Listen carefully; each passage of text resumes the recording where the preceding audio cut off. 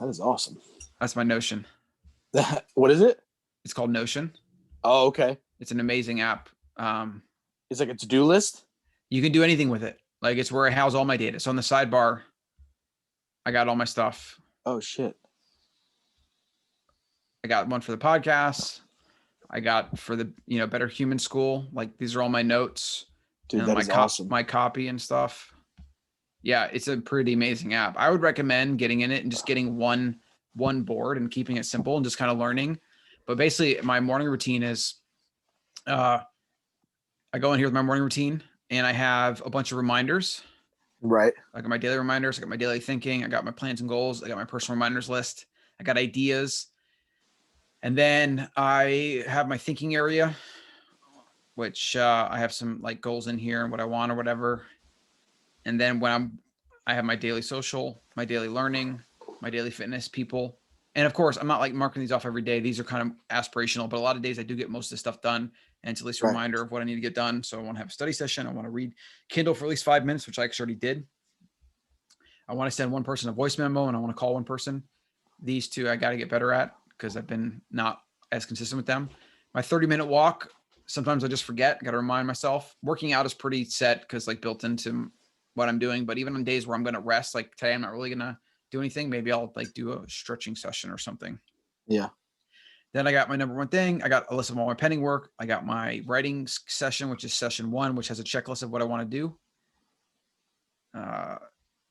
So I take a topic or an idea or whatever. And of course, the internet decides to not work when you're trying to show people something. It's just literally fascinating how that works that way. Deep work session, tasks, etc. Yeah, it's really amazing. Okay. I mean, at least for goals, you can use it as a to-do list. I use it a little bit I do. I use it as kind of a work productivity thing and just as a way to remember goals and read them, etc. So it's awesome. Anyways, that's awesome. I was going to go in here I got to find the article. So if we got social posts, all right, there it is. Because how I'm thinking about Bitcoin 2021. Okay. So I'll like skin through the notes and then we'll talk about it a little bit. And you just ask me questions about anything that comes up to, that spikes your interest or whatever. So how I'm thinking about Bitcoin 2021. I wrote this today because I was actually having trouble sleeping last night. Because I kept thinking about Bitcoin, and then I woke up early because this damn dog next door kept barking, and I'm like waking up, and I'm like Bitcoin, and I start thinking about it. So it's like definitely on my mind. There's a link to a podcast called the Saylor series. It's like 9 episodes of this dude Michael Saylor who bought $400 million in Bitcoin for. He's using his company's. He's calling it the reserve asset, meaning they had $400 million in cash and it's just sitting there and he needed to put it somewhere because like you lose 2 to 3% a year to inflation. And he's like, this is ridiculous. And he kind of has become an ambassador for Bitcoin because he bought 400 million and now it's like worth 2 to 3 billion, like even in a short year or two. And then Tesla bought some. Elon, they bought about 1.5 billion. Saylor obviously helped him do that. A lot of other corporations will do this. And that's a cool thing. That's going to help the network grow and get people into it. But really, that's the reasons why he would buy that are some of the reasons why me and I think everyone should buy it. There's multiple reasons here. It's going to matter to you depending on what your financial situation is, what your goals are, etc. So to go back to explain this, let's go back to 2020. So last year, I was watching the news and the craziness and a lot of things happening that I didn't agree with. And the government had some crazy number, like trillions and trillions of dollars of stimulus, like whether they printed it or loan instruments or bailing out, like there's just a lot. I think actually like we've printed more money out of thin air in the past year and a half than like all the money ever created. Like it's like 80% or something of the current dollars or like came into existence in some form in the past year and a half. And it's just like, governments just think they can keep printing money. Like nothing's going to happen. It's insanity. Right. So like, and it will keep being okay until it's not. And then it's going to break as every fragile system goes. Do you understand that or any questions around? Yeah, no. About like the fiat system printing money, etc. Yeah. Okay. So what I did for 2020, because I had some cash from a transaction I did, a little bit of success I had in business, and I had this cash, and I was like, well, I don't want to I don't want to sit here. I don't want to tie it up in real estate.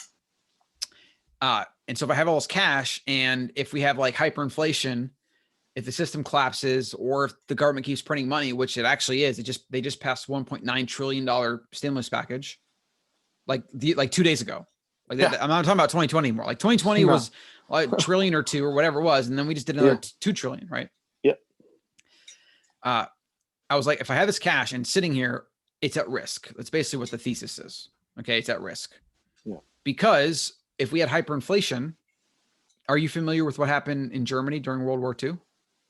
No. Was it during World War II or it might have been one or two? I think the hyperinflation might have been World War I. I don't remember exactly when it was. But was it just as they were getting the Nazi party in? It might have been. I'm not sure. But at some point during either one or two, there was hyperinflation. Yeah.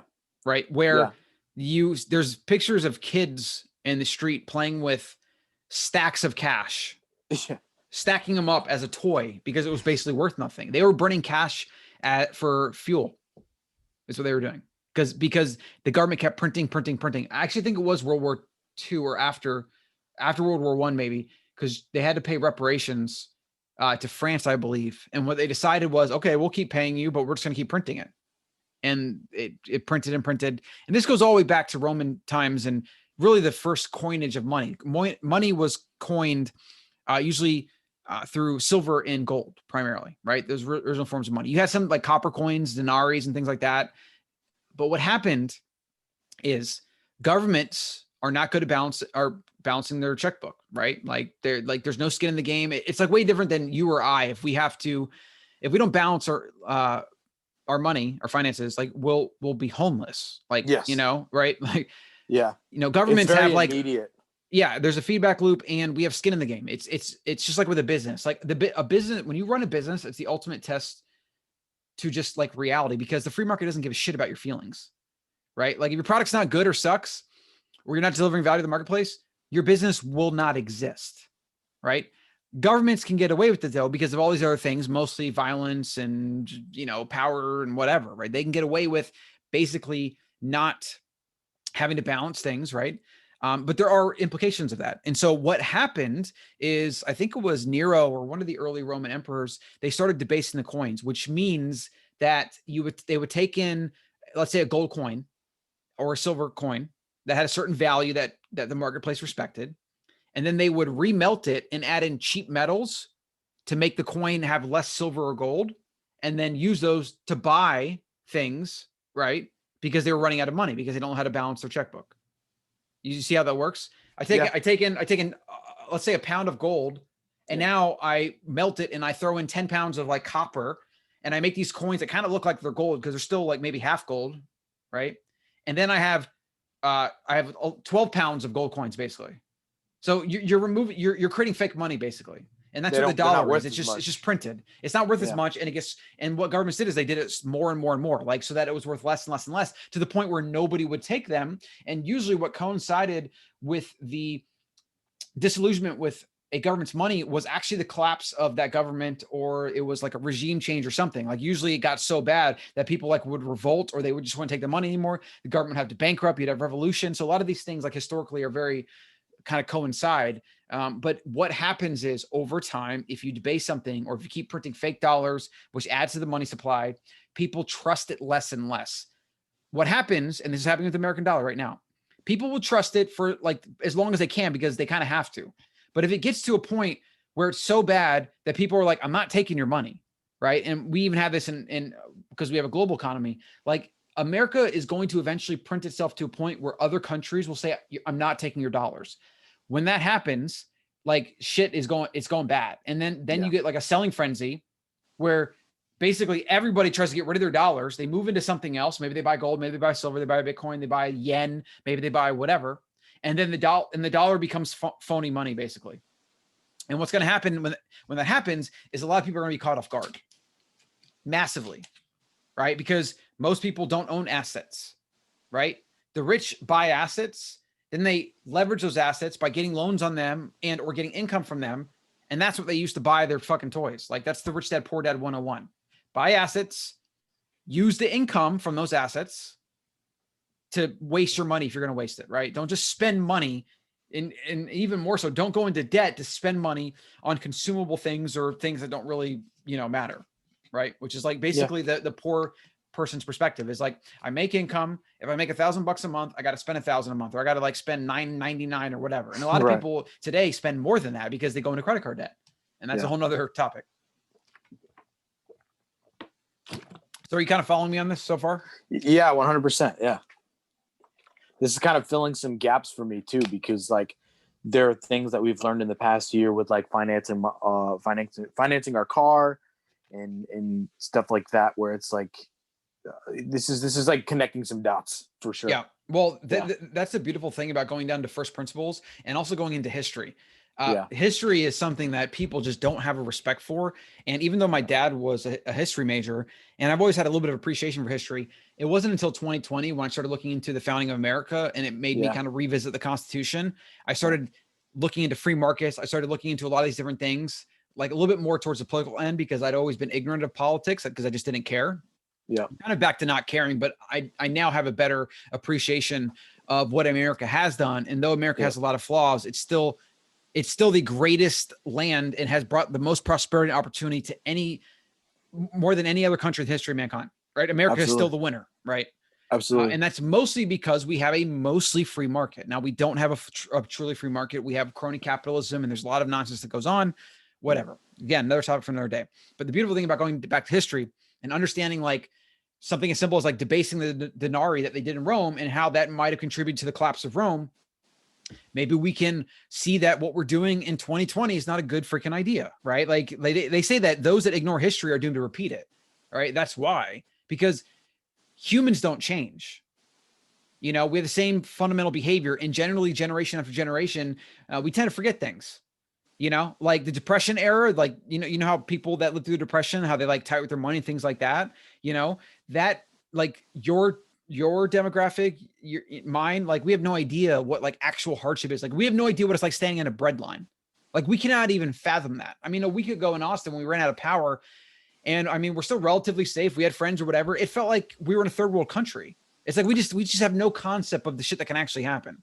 My wife's great grandfather, before he passed away, used to tell them like this guy would go to a Denny's and eat a steak and be like, I'm so happy that we have this option, like Denny's. And he was like, this is amazing. And we're like, there's better. She said they were like, there's better steaks. And he was saying like how he grew up, like they would clip greens from the lawn to make up dinner. Oh yeah. Or they would throw ketchup in hot water and be like, okay, it's our soup for the day. I know. It was insane. They were just like making things up.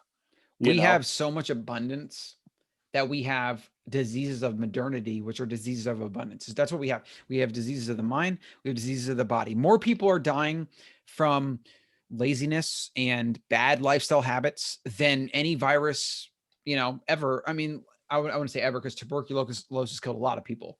But like in the modern age, like people die more so from things that they could prevent through their lifestyle than anything else, like car accidents, smoking, like nothing even comes close.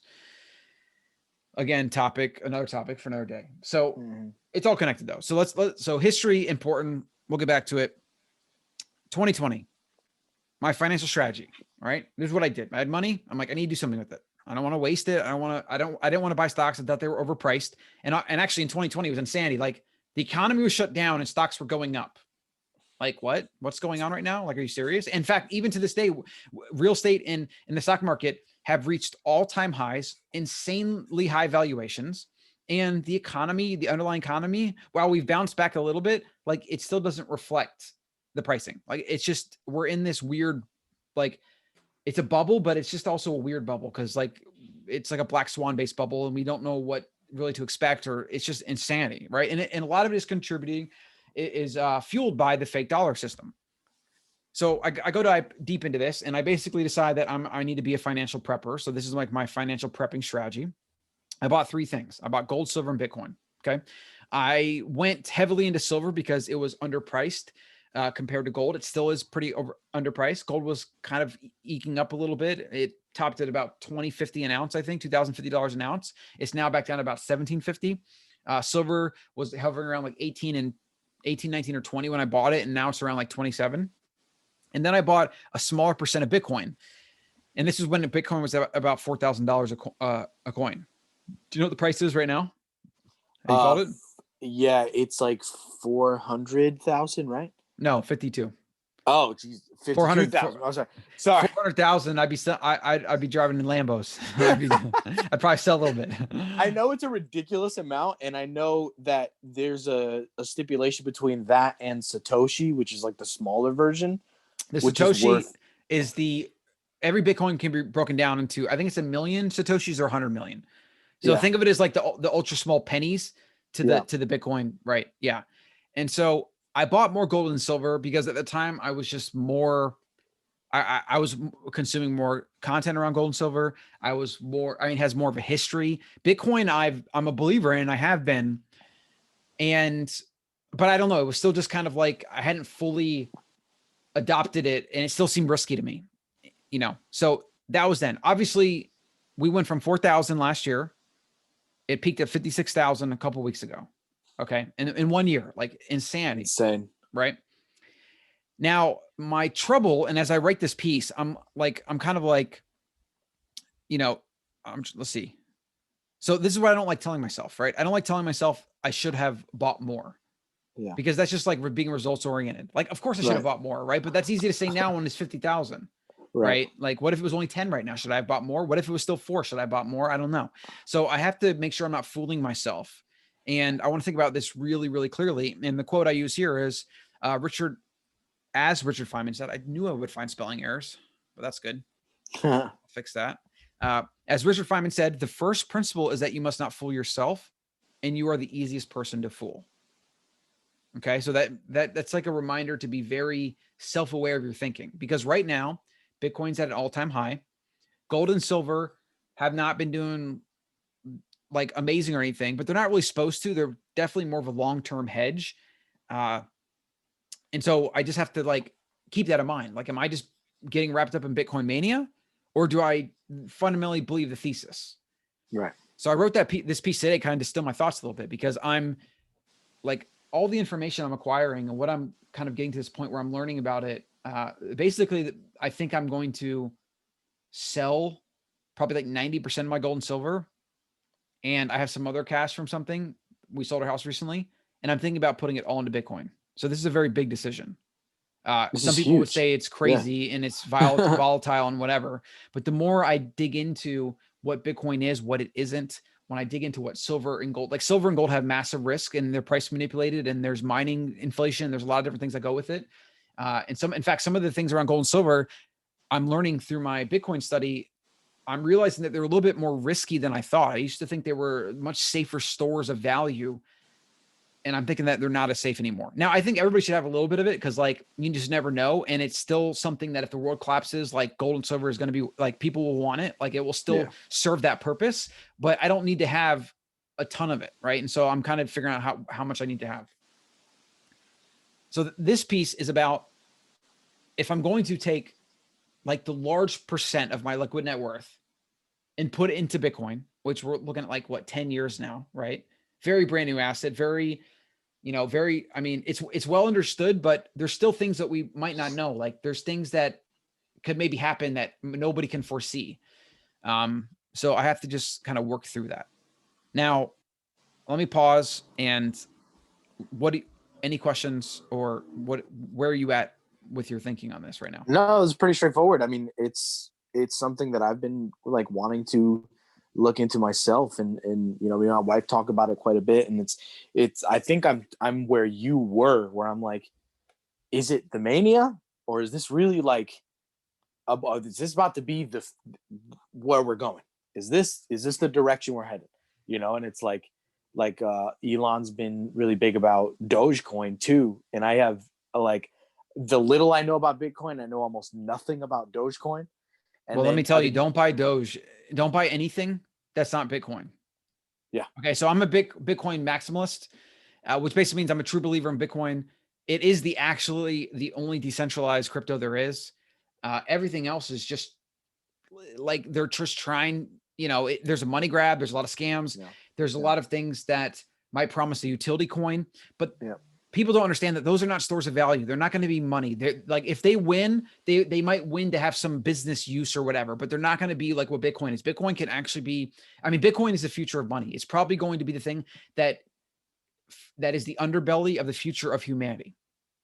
Okay. We're talking about governments changing because of Bitcoin, right? Centralized control, which is a typical nation state, through Bitcoin and through the sovereignty it affords humans, and through the inability of governments to control Bitcoin, gives humans the ability to become more sovereign, which will eventually lead, like there's a book written about this called The Sovereign Individual. The theory is that the internet and these decentralized models and the kind of like lack of control that governments have. Governments will keep trying to exert control, but they'll fail more and more as things become more decentralized. These are going to eventually lead to a crumbling of the big consolidated power states into smaller states. So for example, Texas could succeed and become its own country. Yeah. Right. And then if Texas and the rest of the US, or maybe California, Texas, New York, they all become their own states. Right. Then you have free market forces, because what happens is then how you get treated in Texas compared to California or New York is going to determine where you go.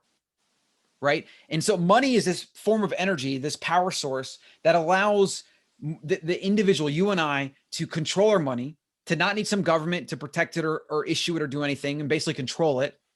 And the government can't steal it. They can't alter it. They can't print more of it. It's completely secure. It's completely not subject to inflation, etc. This gives us political power, and it lets free market forces come into play. Okay. So the other thing I did in 2020 was I got passports for the whole family, right? My strategy was, if I had Bitcoin, if I have gold and silver, and if I have a passport, then if the United States decides to do some crazy like mandatory vaccine, or they do like, vaccine passports or whatever, or they do like other things where they mandate things, we will leave the country. Right. So there's a little bit of that free market there, because I can go like to Mexico, or I could go to the Philippines or whatever. I could just like bounce around and become like a global citizen, as long as I have real money, which is, as of right now, it's gold, silver, and Bitcoin. It's pretty much the primary forms of real money. And that will give me sovereignty of my family. Right. So that's kind of like my escape plan / backup strategy, whatever. Well, as Bitcoin becomes more of a thing, more adopted, stronger, it brings more sovereignty to individuals. Right. Yeah. You kind of follow that? Yeah, absolutely. You get, what's the word? You're able to make decisions for yourself. You have control over everything, because the dollar isn't affected by your government. It isn't affected. Yep. It's like Bitcoin. Your money isn't affected by the government. The dollar is, because every time they print money, this is what people don't understand. So this is a really big thing, right? So Armando, how much, like, you got a checking account or like a spending account? How much money do you have in there about? $60. Okay. You got $60 in there. Well, guess what? If you leave that in there for a year, you now only have 97% of that money. 2 years, you have 91 to 2%. Right? So what that looks like is, let's do the math. 60 times 0.97. So $2.5. Let's say $2.5. After 10 years, if you leave that $60 in there, you have 60 times point. I would put about 65. You have about $40 left after 10 years. If you did nothing but let it sit there. Now think about that a second. If I go in your bank account and every year I secretly siphon off $2, and then in 10 years you have 40, would I have committed a crime against you? To me, yes. Why? Because that's stealing. But there's something weird about the big, and this is something that I've been thinking about last year, that like I had to like, I'm glad we're having this conversation, because I had to like stop, because I get angry, and I'm like, what can I do? There's actually a lot you can do, but that's good that we're talking about this. Yeah, there's a lot you can do, and that's what Bitcoin does, is it empowers individuals. That's what's so amazing. I'm glad, because like I would call my bank if I found that you, say I didn't know you in Texas, was siphoning money from my account, and they'd be able to then there'd be some sort of recourse. But the bank doing that to me, or the government doing that to me, what have you, I just take it. Well, guess what? If I do it, it's a federal crime. Right. We're talking about a felony. Yes. I could actually go to jail for probably like minimum 5 years. Like, right. And if I get a good deal too, and the sentence would actually be 10. Right. If I took $20 of your 60 over 10 years, slowly drip you, slowly steal from you, I would go to jail. Right. But banks don't go to jail. Right. No. Governments, and it's really governments, banks, like, whatever, you sign up for their accounts, you agree to their stupid terms of service, and they like ping you for fees and shit. And like, it's a big scam. But people at least voluntarily sign up for that. You're born into the United States and they say, hey, here's your tax bill. Hey, your paycheck on your first job, we're taking 20%. You have no say in any of it. No. Right. And then the thing that really, really should piss everybody off is that they can legally go in your bank account and they take $2 to $3 of your 60 every single year. Right. Or if you have $100,000, let's do the math. Look at this. So 100,000, 1, 2, 3 times 0.03. That's $3,000 a year the government is stealing from you. And this is above taxes. Yeah. That's the thing. The government's already taken, for some people, 25 to 45% of their money. Yeah. Okay. Then they're taking 3%, which is like an average, but in some years it's actually higher because if the inflation rate kind of goes up and down, and nobody really can track it because they printed so much damn money that we have no idea what it is. If you actually look at assets, real estate, stocks are at all-time highs. Some people believe we're at like some kind of average around 10% inflation in assets, which meaning that a lot of money's flowing to assets and they're overvalued because of money printing, more dollars in the system, inflationary things, some things I don't even really understand, but it all kind of comes back to the fact that every dollar the government prints, like every extra fiat dollar, which is a fake dollar basically, that they print, they steal money out of your bank account. Right? Do you understand that though? Essentially to back it, right? What do you mean to back it? To back it, like they're making up for what they're printing.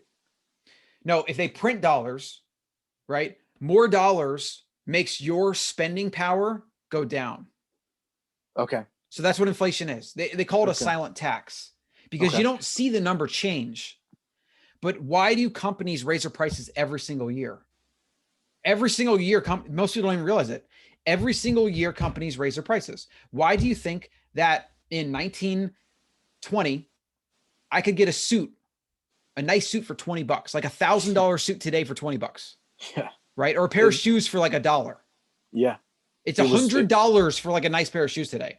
And sometimes even more than that.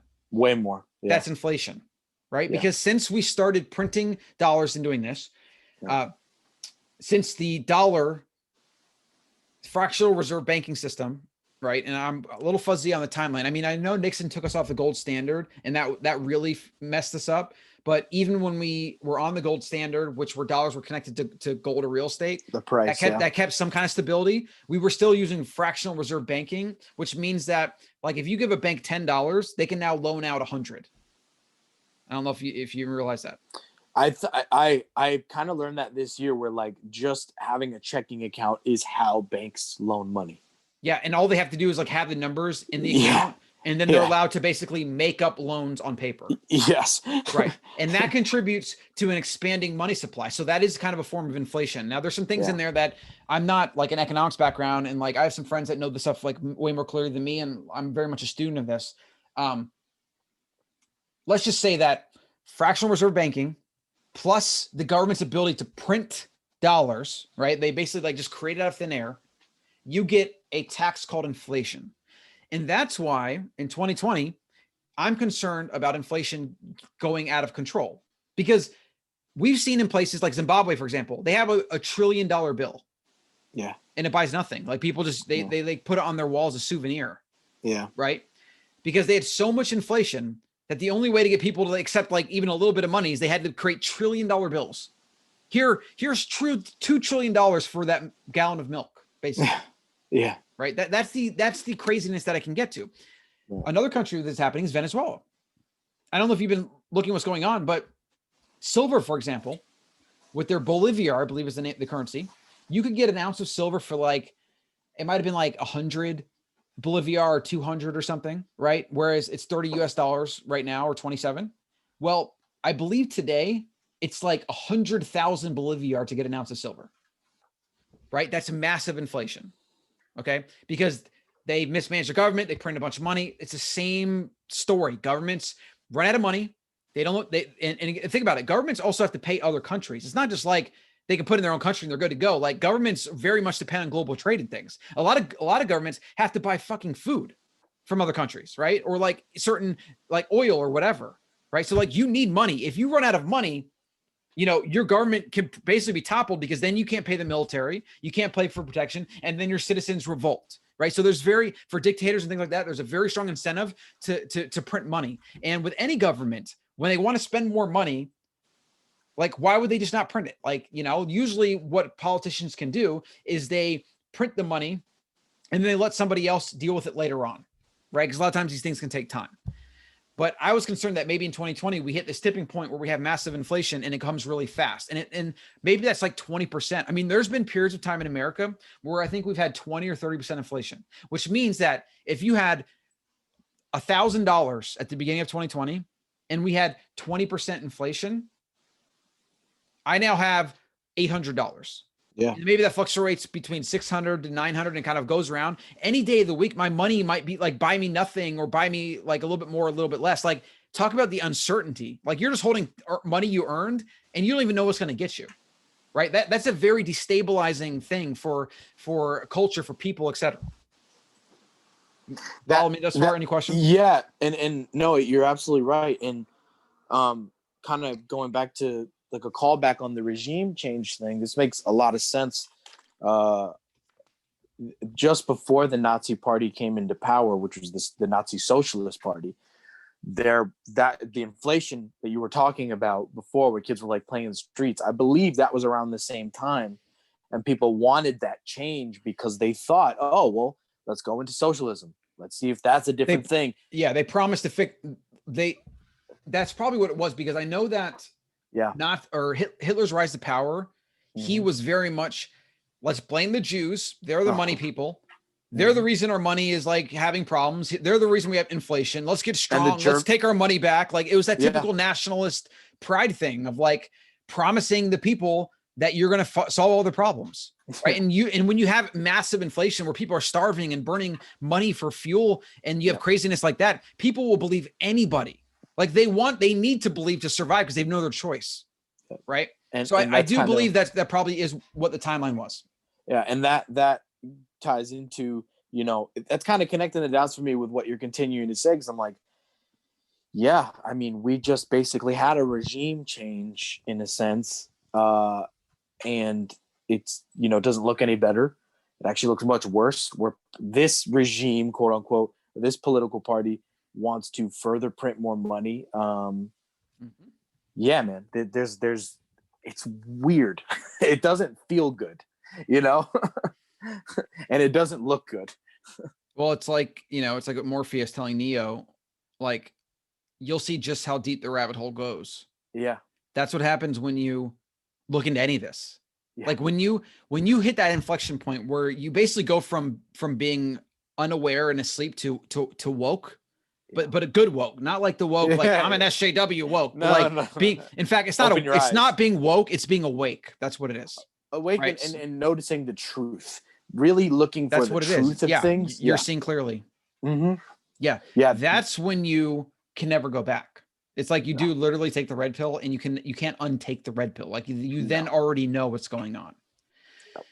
So we could go on and on about this, but let's do these bullet points that I put in this article, which you can find over at colin.coach. It's in our article section. I'll have a link below. Let's go through the quick points about Bitcoin. And then you, as someone completely new to this, ask me questions, because I have no idea where you're at. And then I'll try to offer some succinct, like, ways of thinking about this, first principles. But yeah, we'll do that at the end. So here's my primary points.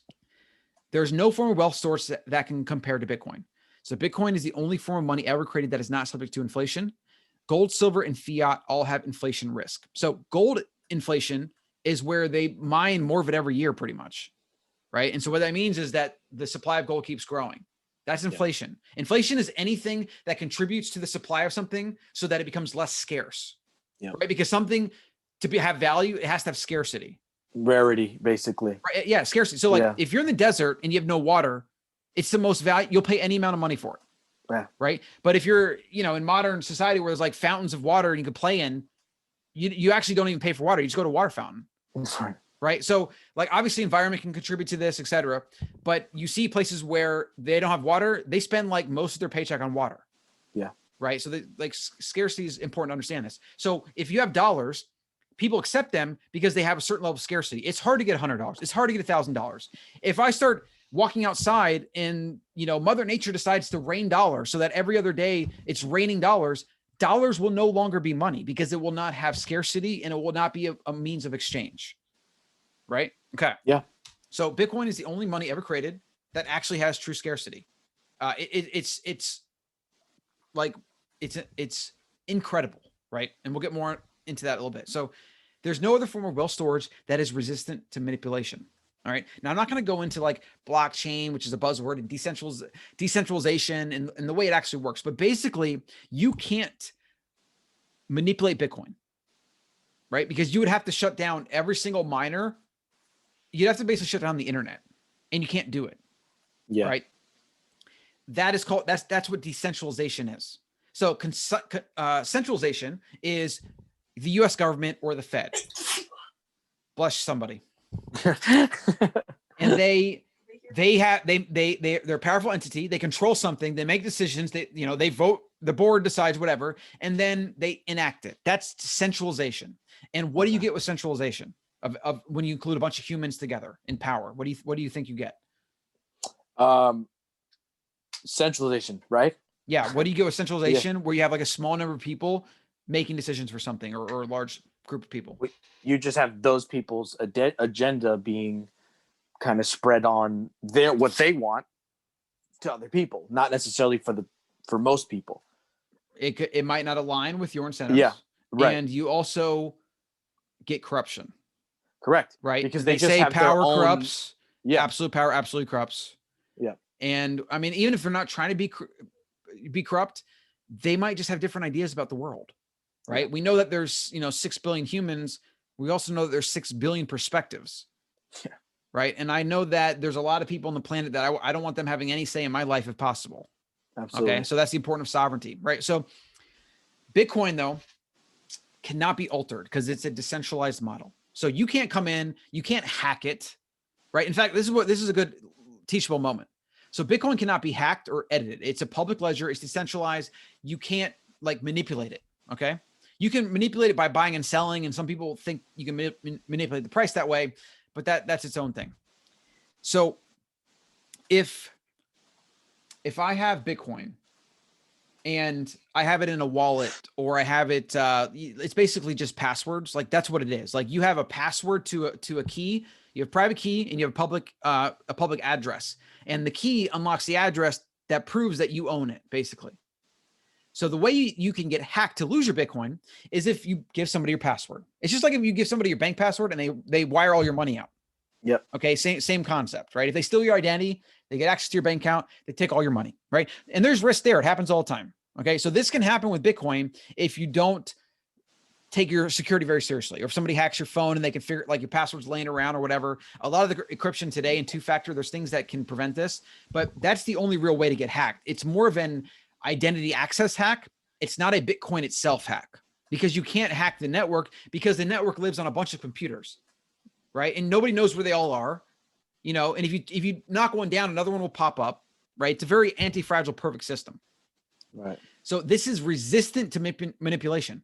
Gold is manipulated because the supply can be released into the market in a certain way. The diamond market's an example. De Beers takes in diamonds. They control it. They release what they want. They create artificial scarcity, and they price manipulate the market, right? JP Morgan has been manipulating prices of gold, silver for years. They just got fined $1 billion last year. They're probably still doing it now, right? Which means that they can do things with paper prices, and a lot of the price of the actual metal on the markets are tracked based on paper. If they want to keep it low, they'll do these different things to keep it low. And if they want it high, they can do different things to keep it high, right? I mean, they shouldn't even be allowed to deal in this, but they just pay their fine and they get back right to doing it. So it's insanity. Yeah. $1 billion to JP Morgan is like, right. What, It's nothing. Peanuts. Yeah. That's insane. Stocks are manipulated, right? We already saw with Robinhood, GameStop, and all that. Like, it's crazy power struggle manipulation and it's just insanity. But you can't do these same things with Bitcoin. All right. So the other risks, this relates to gold and silver. So gold is very expensive to move. Same thing with silver. In fact, when I bought silver and gold through this app, they charge you storage fees and they keep it in a vault somewhere. Well, if World War III comes around, I'm not getting my gold or silver. Like, you think they're going to give a shit about sending me my shit? Like, what am I going to do? Sell them? Like, they don't care. Right. And if you had gold and silver and you were storing it for 100 years, go back 100 years. You would only have access to it today if you were lucky to have it in one of the few banks in a few of the major cities around the world. Why? Because most banks failed, especially through the world wars. Yeah. Imagine having your money in Frankfurt, Germany.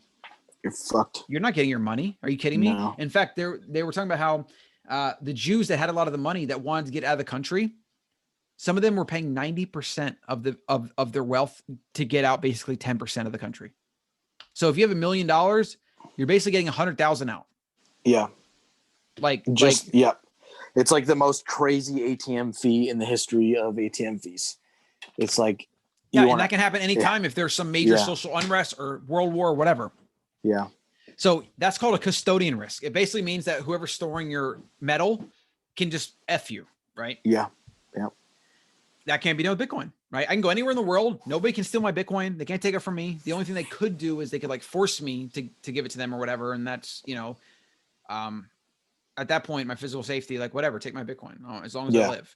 So, but that's true of anything. They can take my gold. They can take my silver. They can take my bank account. They can make me go to the bank and wire it out, like whatever. Right. So 4, the other reason, again, this is how I'm thinking about Bitcoin and how I'm now thinking about what I want to do with my finances, basically. Traditional assets, real estate, stocks, bonds, gold, silver, whatever. Mostly real estate and stocks I'm thinking about because I don't really want to have gold and silver for the reasons we talked about, and I don't want to have as much of it. But traditional assets, like we talked about, are at all-time highs. Here in Austin, it's insane. You want to buy a house, you're competing with like 20 offers. Like, shit is on the market like a day and then it's gone. Like, it's insanity, right? We're just trying to rent a place and that was hard. Yeah. I bought our house in Wimberley, which is an hour outside of Austin. It's a very nice city. It's kind of expensive. We got a nice 10-acre property with a nice big house. And I bought that for $715,000 a year ago, right before the pandemic. Okay. Yeah. I was concerned about when we decide to sell it, that I wouldn't get enough because I learned the hard way that when you sell real estate, you're usually paying 6%, which is just insane. Yeah. Right. You pay the buyer's agent and you pay to sell it yourself. Right. Buyer gets 3%. I pay 3% to my agent to sell it. That for my, let's see, look, 715 times 0.06. That was $42,000 commission I had to pay. Right. Like, sometimes I don't even get how people make money in real estate. It's insane. Like, yeah. So what I decided is I'm not paying my seller's agent more than 1%. Right. And we got a family friend to do it. She actually did it for $5,000. Right. And it was actually good for her because it was a very easy transaction. So we manifested that we're going to sell this. We listed it for $875,000. I bought it for $715,000 1 year ago. Right. We got a full price asking offer within 2 days of putting it on the market. And they hadn't even seen the property. They wanted it. People are just ready to go. They're ready to go there. They're ready to go. It's a unique property. So like a lot of people are moving from California and it's, the pandemic made people be more interested in rural areas, right? Yep. Mm-hmm. And so there was a lot of things in our favor, but I almost think I could have asked 900,000. I would have got it. Right. Yeah. But that's an example also though, of like bubble territory and just the massive amount of inflation that is in the market. Like, they're giving out loans for like no interest, right? Because these banks have all this money from the government that they have to lend out. That's basically how they get money into the system. So people think that they print dollars. Well, they don't really do that. They actually just go to a bank buys a bond from them, which is like basically an interest-free loan, right? And then that bank has like $10 billion that it has to lend out.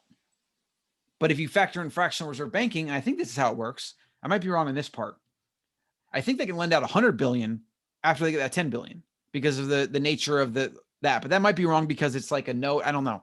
Right. Either way, they put a bunch of money into the market, and they have to give that out and to get that moving. It's called the velocity of money. They got to get the money moving around, right? So it's not like they're printing dollars and like just dropping it. But although with the stimulus checks, that's kind of what we're moving to. And this is what a lot of people are thinking. It's the beginning of universal basic income, and it's the beginning of a socialist state. Because when the government circumvents the banking system and just says, here's money, right? That's like step one of socialism, because it's just going to get worse. Because now in the future, no politician is going to come out and say, I'm going to take your $1,000 a month away, because they'll never get elected. No. That's why that's why Lenin said democracy is indispensable to socialism.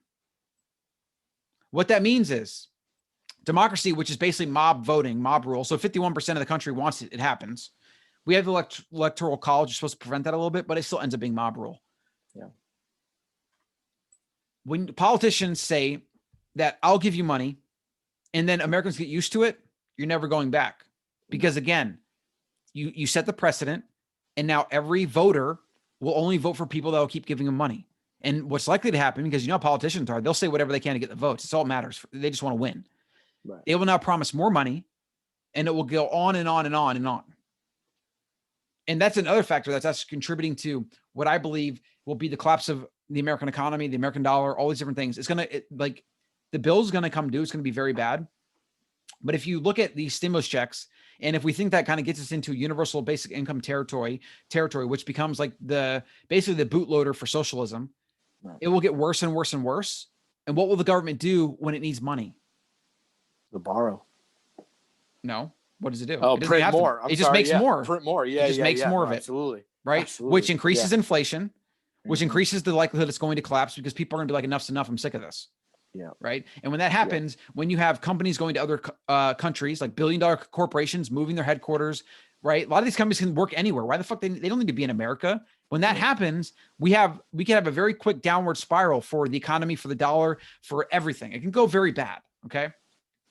I don't want that to happen, because a lot of people are going to die. It's going to suck. Right. Yeah. But my family's going to be protected. You better believe it.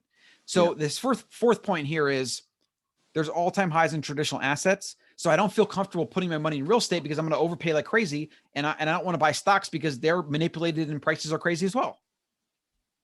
So if I can't put it in gold, I can't put it in silver, I can't put it in real estate, I can't put it in stocks. Does that mean I have to let my money sit there and let the government just steal it out of my bank account? Because that's what's happening. Yeah. We talked about before, if I take money out of your bank account physically, it's a federal crime. The government can print money, increase the money supply, which lowers your purchasing power, which is a fancy way of saying your dollars are now worth less money because the government did something. Yeah. And they already do this every year. 3% a year is like a constant, which means over 100 years, if you just keep your money, all your wealth, and do nothing, you will have, I think it's 100.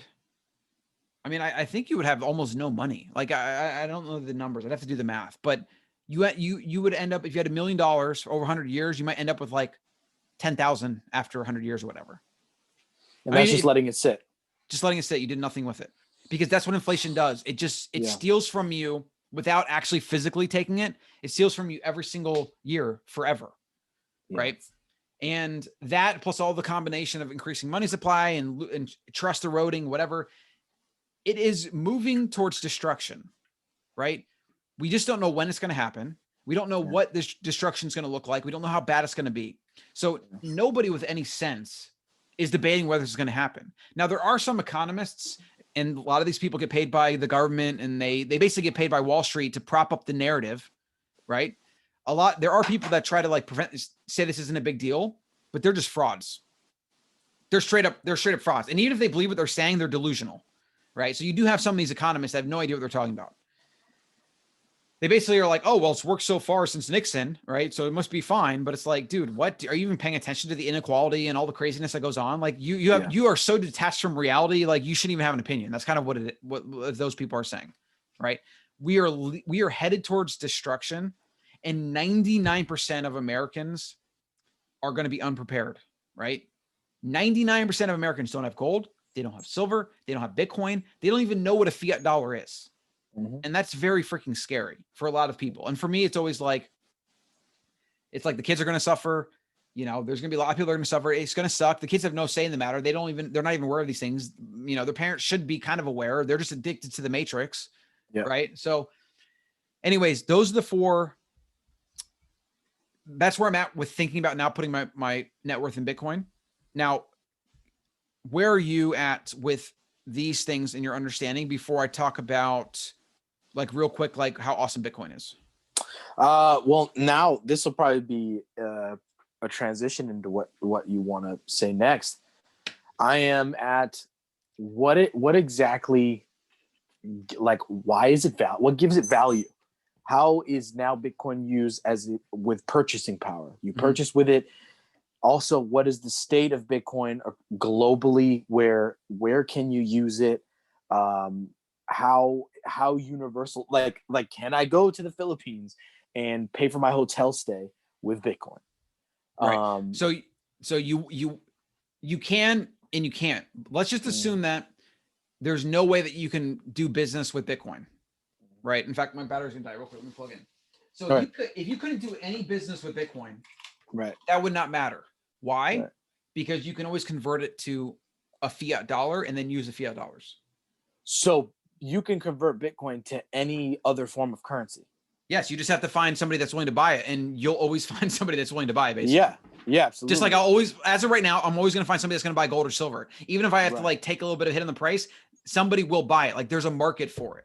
Right. And so that exists for Bitcoin. And right now, people are in buying mode like crazy. Like, if you have any Bitcoin and you want to sell to me and you need it cash, if I can get it from you for a little bit less than what I can get it like on the market, I'll buy every fucking penny you have if I can afford it. You see what I'm saying? And then you'll get American dollars and you can do whatever you want with them. Right. Right. So, like, Bitcoin, the way to think about Bitcoin is it's like gold and silver are physical and they have value because people recognize it as money. Right. But if you could take gold and silver and you could convert it into bits and then you could store it in like the cloud, you would do that because moving gold and silver is very expensive and risky. Like, if you want to move like a ton of gold, it's like $100,000 to like fly it to another country. Yeah. Like, it's insane. Like, it doesn't move. Bitcoin moves at the speed of light. And it goes with me anywhere because all I need is access to the internet and I can get my money. With your key. And then you... Anywhere in the world, I can get it with my key. Right? Yeah. So if I could take gold and silver and put it into the cloud and it's just numbers, right? Yeah. And you can't change it, alter it. Like, nobody can fuck with it. You would do that. Absolutely. Right? That's what Bitcoin is. Bitcoin is just taking money, which is just a store of energy. And that's a really fascinating thing that I won't even get into. But basically, money is a form of energy. Like, money is something converted to energy, and then the money stores the energy. So, like, for example, if you work for 10 hours for me and you move a bunch of shit, boulders, I pay you money. That money represents energy that you put out of your body. My output. Your output, right? Yeah. And it's always some form of like time. Like, if I buy a Ferrari, why am I paying more for a Ferrari? Well, it's hand built. Yeah. More time, custom parts. Yeah. The materials they use are better, which required more refining, more pulling out of the ground, more mining, right? It always comes down to some form of energy transfer. Like, for example, what is processed food? Processed food was like revolutionary for World War II and like America and everything, because it was a way to store energy in a shelf-stable way. Mm-hmm. Right? Before refrigerators, you had like ice boxes and there was a big ice industry. Yeah. And what did you do with food? You had to eat it or it went bad. Yeah. Right? So you shopped and you cooked and like it was like very immediate, you know? And before that, what did we do in the wild? We basically caught food, ate it right away. As we've been able to remove ourselves from that process, we can take energy, store it in a cabinet or a freezer or whatever, and then we can go spend time building trains, planes, automobiles. Yeah. Right? So this is where it gets really fascinating. And like that Sailor series is so fascinating because he goes into, I forgot to plug in. Hold on. I'll keep talking and I'll forget to plug in. This is awesome. This is really awesome. Yeah, it's so fascinating. Yeah. Let's see. Get one here. I'm even happy that, so without going too deep into the rabbit hole of like energy or whatever. Right. what all money is a storage of energy, and it's like a promise of the future. It's a security, right? It's you basically taking some kind of like creative output or some kind of value, value, energy. You can say they're the same thing. You put it into this thing, this money that stores so that you can use it later, right? Think about a can of like beans, right? Yeah. It's energy in a can. If you're starving in the forest, you open that can and it gives you more time to live. Correct. That's what money is, right? Like the idea, like I need enough money to pay my bills. Well, your bank account is a way to make sure that you have a place to live in 3 months. Your storage aspect. It's storing it's the energy that converts to energy through electricity, through food, right? And then it's really awesome. It is fascinating. It's so fascinating when you think about it. I've never thought about money as energy, but it makes so much sense when you translate that way. So if money is energy, then gold and silver were used as a store of energy, mostly because it was hard, it was heavy. It wasn't easy to like manipulate. Like you couldn't put fake metals in it. Like you could test it, and it was really hard to get out of the ground. So that's called hardness. And I won't really get into that. But the reason gold and silver were used as money is because there wasn't a ton of it, and you could kind of control the supply. Copper and things like that, because we pull so much of it out of the ground, like it wasn't good for money, because like maybe one year we pull a bunch of it out and then one year we don't pull as much, the price can fluctuate. Gold and silver became pretty constant, that we could pull like a certain amount every year. And there's something known as like the stock to flow ratio, which is basically like how much comes in and is used or whatever. So Bitcoin is the ultimate form of money because it does all the things that gold and silver and any kind of money is supposed to do. And it can't be stolen. It can't be taken from you. It can't be edited by government or inflated by government, and it can't be inflated by mining. In fact, Bitcoin mining, every year you get less Bitcoins. So it has true scarcity. You can't add more Bitcoin. You can't fuck with it. And every year you get less of it. True scarcity plus a limiting supply, which is increasing scarcity. It is the perfect way to store energy, right? Which is all money is. Mm-hmm. This is like the big aha for me in the last few days, where I started thinking about it from first principles, and I started thinking about like energy and how it's stored. And then I thought about like gold and silver, and I thought about like what are the purposes of gold and silver, and any like thing that you say is real money. And I do believe that silver and gold are a form of money, but they have more risk than Bitcoin. I believe that's kind of the thesis I'm getting to at this point. And so Bitcoin is just becoming, the more I think about it, the more I talk about it, it's becoming the best form of money ever created. So the question was, can you use it anywhere? We established that. What was the second question? Then, I mean, you answered the kind of the second part, which is like the purchasing power, which is like, well, the purchasing power is that you can now access other forms. That value, you can get other forms of the fiat dollar, the whatever, wherever you are. And then I think my other question would probably be then, how does it fluctuate in value? How did we get from 4,000 to the 44,000 if it's not manipulatable by the market? Well, there's definitely price manipulation in the short term, because people are trading it and trying to make money off the spread and things like that, right? They're trying to make money off the volatility. Not spread, volatility.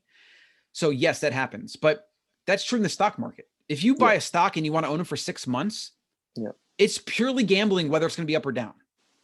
Right. And every day shorter than that, right, is pure gambling. And people do that. Some people do it and they convince themselves they're making money, and they make money until it doesn't work and then they go broke. Right. Like most traders aren't successful. It's just like most poker players. Most poker players convince themselves they beat the market when all they really do is go up and down for a long period of time, and they don't track their numbers. So they don't know if they're a winning player, and they just convince themselves that like they're a winning player. That shit happens. I'm telling you, humans are supremely delusional. Right. So Bitcoin is very much in its infancy adoption stages, right? So Michael Saylor from MicroStrategy's company, it's a publicly traded company. They bought 400 million Bitcoin. He actually just took out $1 billion loan against I believe his current holdings to buy more Bitcoin. He's taking out loans to buy Bitcoin. The guy knows what he's doing, right? And I'm actually considering doing this. I don't recommend anybody do this. Don't take leverage out. You don't need it, whatever. But there's some things that I am thinking about that, whatever. Maybe I'll talk about it later. Right now, my main decision is just where to park cash. That's my main concern. I want to take cash. I don't want the government to steal from me. I don't want to just sit in a bank, because even banks can fail, right? Yeah. That was a big fear of mine in the beginning of 2020. I told my wife, I was like, we got to pull all the cash we have, because I don't feel confident. It's called a bank run. That shit can happen any day.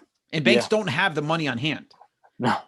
Brent, Brent, he went to Vegas one year, and this was before it was even happening. And he went to a bank in Vegas, and he wanted to pull out $10,000.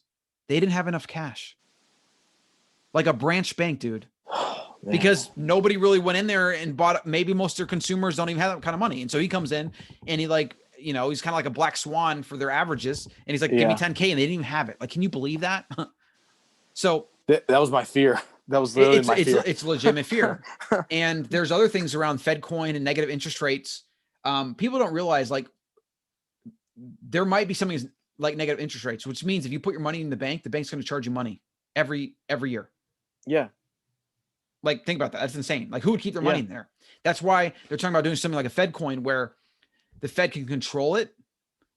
It's basically a digital wallet, and they control it. So if they want to charge you for that money, they'll just take it right out. Nothing you can do.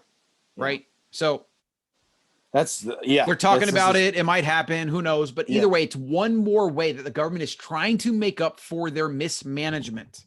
Yeah. That's the thing. Governments will always mismanage. And this is where you get into things like fragility, skin in the game. They will mismanage because governments are not beholden to free markets. A business can't mismanage because it will go out of business. It's very simple, right? There's immediate failure, immediate feedback loop. Governments have like we talked about, a lot of mechanisms to prevent failure, right? One of them is printing money, right?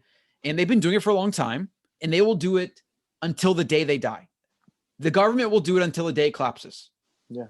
That's not going to change. What people don't understand is, like, you're not going to just like have one politician come in one year and be like, let's now balance the budget. Right? Like, one, that's not a very good campaign slogan, because most voters don't give a shit. They don't even know why you don't want to balance a budget. And it would be impossible to do. I mean, think about how big government is. It's massive. Are you kidding me? You think you're going to balance it? You're out of your mind. It's basically Frankenstein that nobody can fix. No. It will keep going and growing, kind of like that blob in Fifth Element. Do you remember Fifth Element, the movie? The massive planet, you shot rockets at it and it got stronger. Yeah. Right? That's what we have, the government. It's like you keep feeding it more things and it's just keep growing. Yeah. Right? Yeah. So that's a constant. To me, it's the first principle. Governments will always mismanage money, right? Bitcoin gives sovereignty to the individual. Well, because, and they mismanage money, and because of what you said, the centralization of people who have their own interests and agendas at heart, and normally they're fucked. So it's gonna be bad. They're gonna make bad decisions. They're gonna make immediate decisions for themselves or for whoever's in their pocket, and that is that they're like, we'll leave whoever else is next to clean up the mess. Yes, because what is a politician's incentive, or not even incentive, but what are they trying to do? What is every politician trying to do? They're if they're not in office, they're trying to get in office. And if they're in office, what are they trying to do? They're just trying to stay there. Exactly. Yeah. Power's primary mechanism is to, at the very least, maintain power. Hold it. Yeah. And then most powerful people are trying to get more power. Yep. Right. Mm-hmm. So if you have a political system that's based on smoke and mirrors, like 60-second news clips and like fake news and all this nonsense, the only incentive for a politician is to say things that sound good to get elected. Absolutely. Right. And most people don't understand money. They don't know any of the things we're talking about right now. Right. Like what we're talking, this conversation could change some people's lives if I could get in front of them. Right. Yeah. They don't know what sovereignty is. They don't know why you should not trust your government. Like, Ronald Reagan said, the most dangerous 6 words, like, you never want to hear is basically, I'm the government. I'm here to help. Like, you don't ever want to hear that from a government. No. Right. Because they're just going to make it worse. You want them to stay as far away so that you can have sovereignty as you want citizen. Small, limited government that protects personal property rights and has very limited laws around, like, obviously, like murder and things like that. Like, that's all government's supposed to do.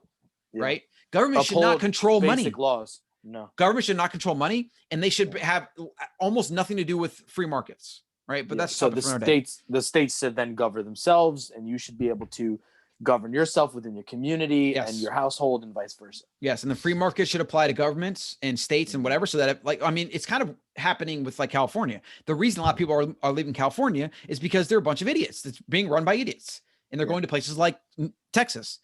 Yeah. I just hope that they don't corrupt Texas with their nonsense, right? And then then we got to go someplace else, right? Yeah. All right, so we're at Bitcoin now. Yeah. We've established that there's not really a lot of places for me to put my dollars. Correct. Okay. Bitcoin is, so actually let's get to the one primary fear I would say that is here. Okay. So it reminds me of this quote by Newton. So a lot of people may or may not know, but Newton lost a lot of money in, I believe it was either the South Seas bubble or the tulip craze. I think it was a South Seas bubble, which is like an early stock market thing. It was a massive bubble. It was basically a fraud, you know, whatever. And a lot of people went into it because they thought it was amazing, and then it crashed because it was nothing. Very common, right? Newton said, I can calculate the motion of heavenly bodies, but not the madness of people or the madness of men. Actually, is this a fake SJW quote? Like, I don't think he said it that way. Like, I want to see what he actually said.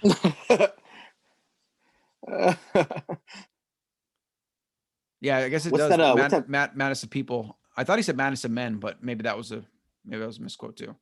All right. So my primary concern with Bitcoin is that there will be some black swan fear-based event, like something happens or there's some big news thing. Maybe it's not even based on reality. It might just be based on fear. And then that gets like a big exposure. And then a lot of people sell and the price plummets, you know, and it kind of goes downward. Like that's my biggest fear of Bitcoin. Because it seems like that's the biggest risk to Bitcoin right now. The system itself, the code, the way it works, it's proven every single day, every single second, every single minute that it's alive to be more anti-fragile, stronger. It's growing. Like it's like a hydra. Like you can cut off one of its heads and it grows back 3 more, right? It's what would be the proverbial head of a Bitcoin? Well, there's certain thing. So for example, like encryption. Like, so you have like it's a certain encryption is called like, let's say it's a 128-bit encryption. Okay. Right. So let's say they figure out how to crack that in some way. And it kind of like basically the network has to adapt and very quickly like respond. It's almost like killing a virus. Like your immune system goes into action. Yep. So what would happen is all of the miners, which have an incentive for Bitcoin to not be hacked because they're making money from their gear and what they're doing, right? They would then go to a 256-bit encryption. Okay. You see what I'm saying? And basically just get stronger and stronger and stronger. So it's almost like your immune system beating a virus. I feel better. I'm healthier actually. And you're healthier for the next virus. Exactly. Right. Exactly. So that is the definition of anti-fragile. You get stressed, you get stronger, and then you're now better prepared for the future. Correct. So Bitcoin is, as a system, as even an idea, is proving that everything that comes at it is actually making it stronger. Yeah. As kind it fails, like it gets stronger. Scary. Yeah, the analogy of the fifth element planet actually applies here too, because you're throwing shit at it and you're making it stronger. Yeah. So if your goal is to try to kill it, you have to actually stop doing anything. Yeah. Right? And so the thing about Bitcoin is like, if you stop doing anything, it just keeps humming along and it's doing its thing anyways, right? So like it is purely anti-fragile. Right. So the way I'm thinking about this is that we hit 56,000 last week of price. Okay. A lot of people, like everybody knows that. Like there's institutions that have billions of dollars that are have maybe been toying around with the idea of owning Bitcoin that are just kind of watching. Now in their mind, 56,000 is where we've been. Yeah. So let's say we hit a fear-based event and it goes down to 30,000, right? Well, if you're an institution with $1 billion and you've like kind of had it on the sidelines and you want to own some Bitcoin, 30,000 looks like a bargain compared to 56. Mm-hmm. You then swoop in to buy up a bunch. Mm-hmm. That stabilizes the price and even actually raises the price because now there's less Bitcoin available.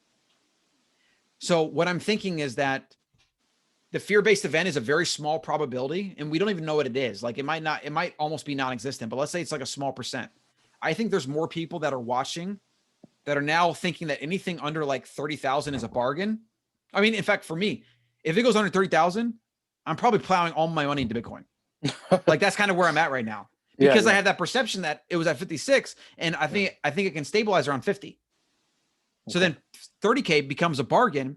So I'm one more actor that will make sure that it never goes below 30,000 basically. You see what I'm saying? And if there's like 10,000 of these individuals around the world with billions of dollars, which I think there are, like there's probably like over 10,000 individual humans, like Saylor talks about this, that are like a hedge fund, or they like Harvard's endowment that has billions of dollars, and they're all looking for an entry into Bitcoin. Yeah. They don't want to pay 56 because that's the highest it's ever been. And maybe 50 seems kind of high. So maybe they wait for a pullback and then they pounce. So I think if fear came in, it would kind of shake out a lot of the weak holders. And then the big money would come in. The people who have been waiting will now buy at what is now the lowest. Yes. And then that will actually drive the price back up. Yeah. So it's funny because it almost, in fact, this is exactly what it is. That is an example of the anti-fragility. Because what happens when a bunch of institutions buy Bitcoin? Well, these institutions are just trying to get on the balance sheet, and they care about price a little bit, but they mostly want to just have it to have it. Maybe it's for branding. Maybe it's for a hedge. When you're like a hedge fund manager, you kind of have to like own different asset classes. It's like part of your job. So those people are going to buy it. They're going to hold. And now they've made the network stronger and the price more stable. So fear comes in, it creates volatility, price goes down. It basically attacks the system. That would be an example. Fear comes in and attacks Bitcoin, and now the perception lowers. That brings big, strong holders in. The system is now stronger. Yep. See that? That's crazy. That is so fascinating. And I didn't even realize that as I was watching this. Yeah.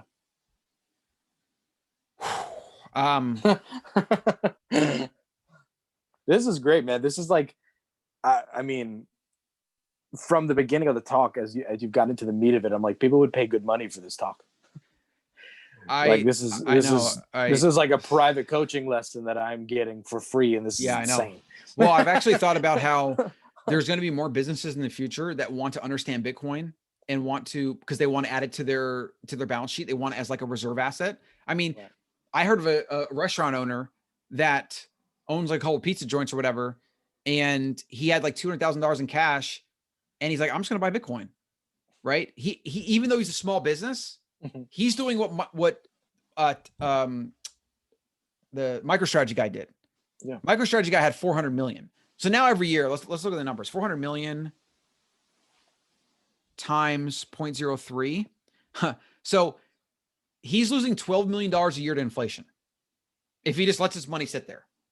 Imagine that. Imagine you're a CEO and you have shareholders, and they're like, you're losing $12 million a year just to let your money sit there. Like, that becomes a very real thing that you need to solve. That's a problem. That's like a $12 million leak in your ship. Yeah, that's insane. And what he realized when he looked at gold, silver, all these other things, he's like, Bitcoin is the only thing. Like, Bitcoin is the only thing that at the baseline, I can not lose 12 million a year, but it's also likely going to be probably one of the greatest asset purchases like in history of mankind because of where Bitcoin can go. Right. All right. So all that said, what about you? What do you think you could incorporate into your strategy? Because what I'm telling everybody is that to protect your sovereignty, to protect your financial future, to protect your children, you need to buy Bitcoin. You need to hold it forever. Now, before you answer, here's one final point that has woken me up to this a bit. So there's already instruments where you can use your Bitcoin to earn money. Okay. So there's this app called BlockFi. I've made $1,000 in interest in a month by just holding my Bitcoin there. No bank in the world is paying that. What is that percentage, dude? That's like, it's like 8%. It's ridiculous. Oh my God. And I'm about to put more in. I might literally put all of my net worth in there and just like, not only do I get interest on my Bitcoin, I don't have to sell my Bitcoin. No. Right. And the other point, so when you buy $1 million real estate purchase, right? All the rich people do this. That's why they say like most wealth is created in real estate. Well, kind of. Most wealth is created through real estate. People buy real estate and then they put that as collateral to get a huge loan that they use to either buy more real estate or to buy businesses or whatever.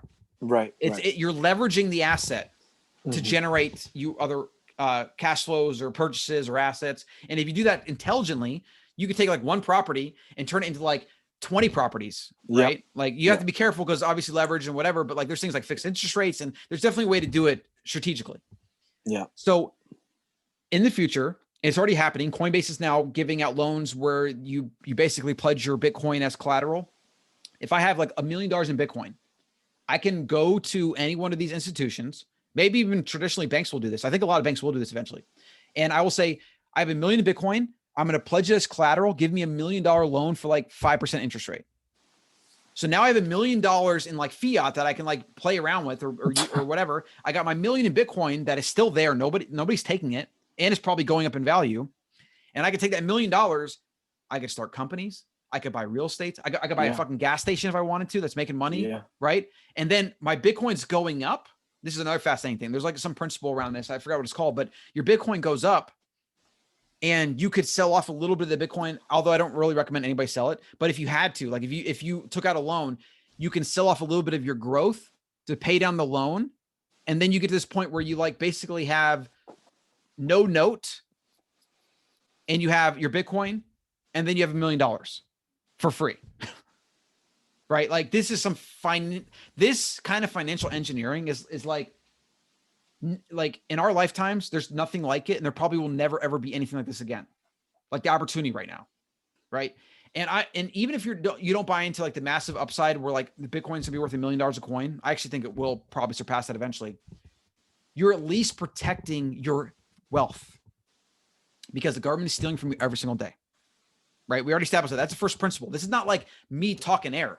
Like you can find people that are 1,000 times smarter than me that have been talking about this shit for years. This is just a constant. Everybody knows it. Right. And it's more and more as we it's just accelerated. Yeah. Nobody knows when it's going to break. Right. And if there's going to be some like thing we can't consider to paper over or whatever, but it's still not going to be based on fundamental economics. And you can't create something out of nothing. There's always a bill, right? There's going to be a bill in human death. There's going to be a bill in people going poor and broke and collapsing. There's going to be a bill in debts coming through. There's going to be a bill. We just don't really know what the bill is going to look like. And so people just pretend that there's no bill. Right. And politicians don't care because they just want to win election for 4 years. And then maybe 4 years after that. And if they screw up, they just go out of office. They don't go to jail. No. Nobody takes their money. They don't have true skin in the game. Right. That's why politicians they lose office, but they're probably fucking wealthy, right? For all the money and power they accumulated over the years.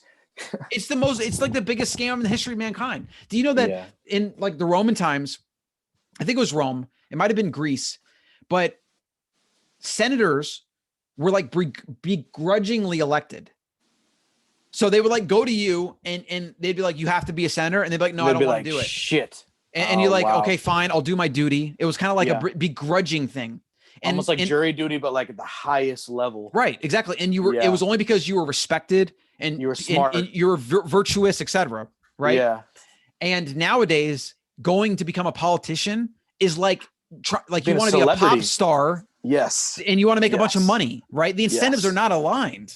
No, it's almost like playing in politics is a lot of people, when they make a lot of money, a lot of people go into politics after that because they're like, I want to take my influence and power to the next level. What is that? Yes. When you get addicted to fame and attention and money and power, what do you want politics more of? The next level. You just want more of it. It's it's a never ending pit. Yeah. When that's your goal, absolutely. And it's funny because it's almost like, because this is like with the whole, Joe Biden thing and they use their influence to, like, his son was using his dad's influence to then get jobs overseas. And yeah, man, it's just a giant, like, it's like an internship with a giant company that, you have that on your resume and you're like, I'm now worth more. It's it's nepotism. Government has turned into nepotism. It's big boys club, like a little bit, mostly a boys club, but just fueling special interests. And that's really just, we have crony corrupt politics. We have crony corrupt capitalism where governments can pay to suppress research. They can pay to get subsidies. Like the entire processed food industry wouldn't exist without the government subsidizing soy, corn, and wheat. We're talking like billions of dollars to grow things that are not good for the environment, not good for humans, that support cereal companies and processed food companies, right? Like maybe you wouldn't be buying a box of Kellogg's if it was $10 a box, because it's like hard to grow corn when the government's not paying basically farmers to grow it for like pennies. It's like $1.75.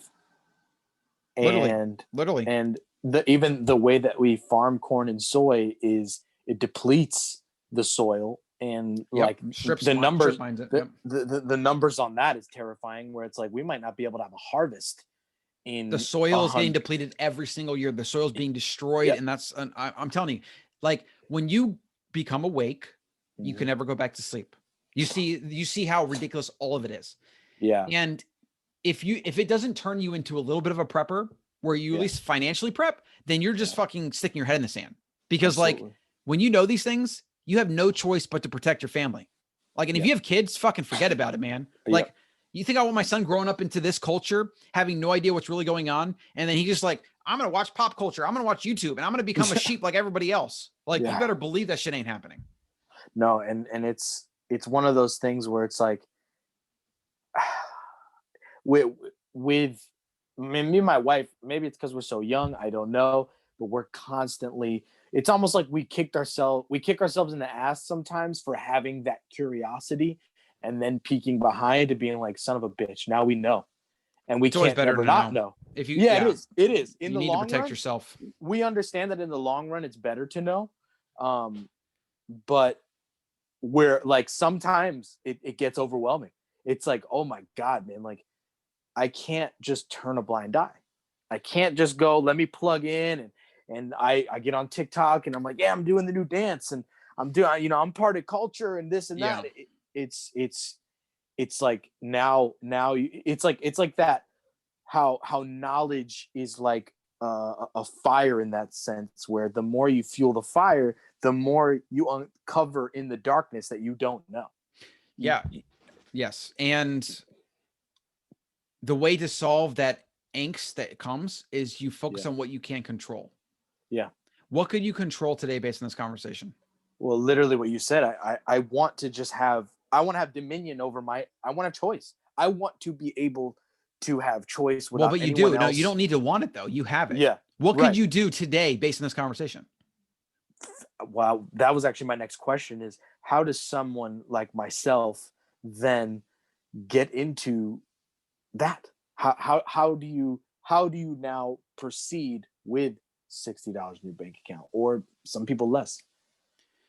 You buy whatever you can. And what's great about it is when you truly internalize it and you become proud of your Bitcoin holdings, right? Which is a real thing. Like when I have silver, I have gold. And for a while I was like really proud of it. I become less proud of it, but like I still like, I love silver because silver's its own topic, because silver has the most industrial use out of any metal. Yeah. There's like there's more patents on like the use of silver than all the other metals combined. It's fascinating. Because it's usable in a collapse. Like if you can't access your Bitcoin, you now have a precious metal that you can use for everything. Well, but I'm saying they use it to make cell phones. Oh, wow. They use silver to make solar panels. They use silver in cars, refrigerators, thousands of products, right? So, I mean, gold's used in a few things. Like there's a little bit of gold in most electronics, but we're talking like very small amounts. Right. So it doesn't have as much industrial application. Silver's got massive. So I really like silver because if like the dollar collapses, silver will be really good on a daily basis if I want to like buy food. Yeah. Like maybe I'll take out like a silver coin or a small silver ingot and I'll like use that. Right. Bitcoin is basically my digital gold. That's where I'm storing my wealth. Right. Silver, if we move back to some kind of monetary precious metal standard, silver could be a very good way to transact on a daily basis, and it will likely quadruple or 10x in value as well. So I do like silver. I think I like gold a little less so. And so I'm going to kind of adjust my exposure to each based on that.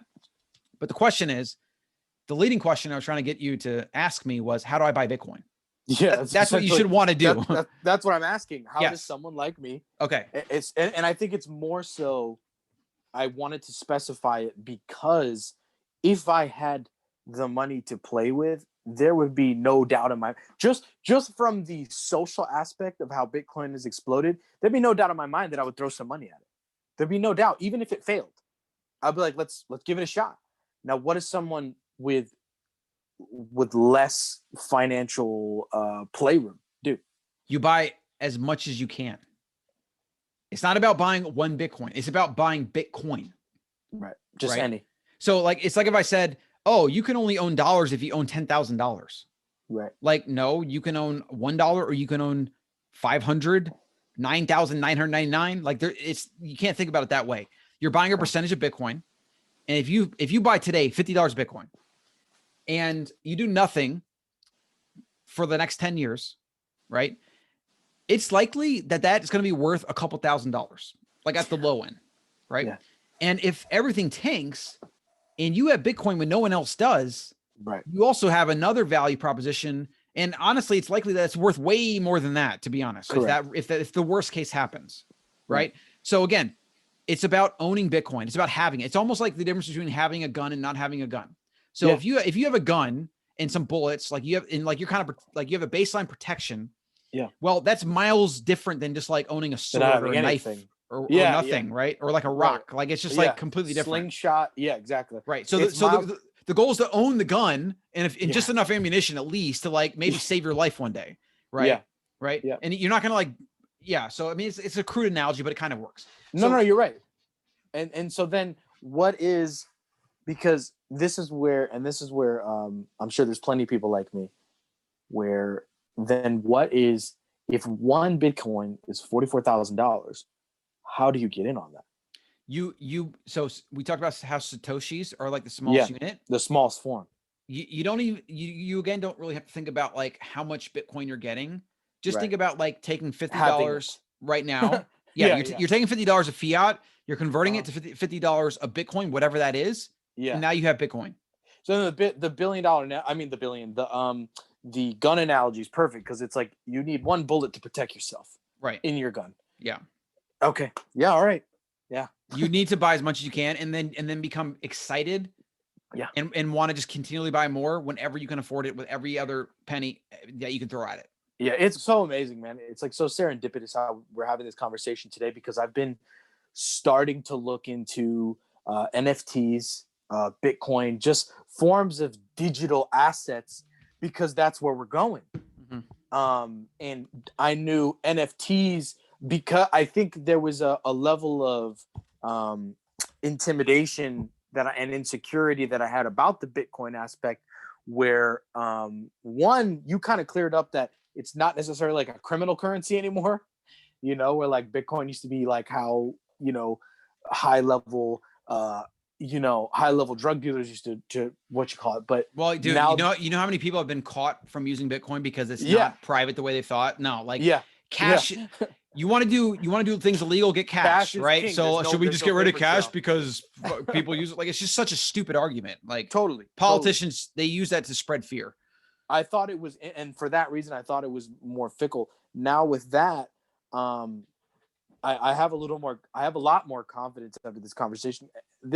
I've been like really, really, really curious about this stuff in the past month to 2 months where I've been like, okay, NFTs is a good starting point because then I could learn about NFTs though, like, because most of that's going to go to zero. A lot of that's hype.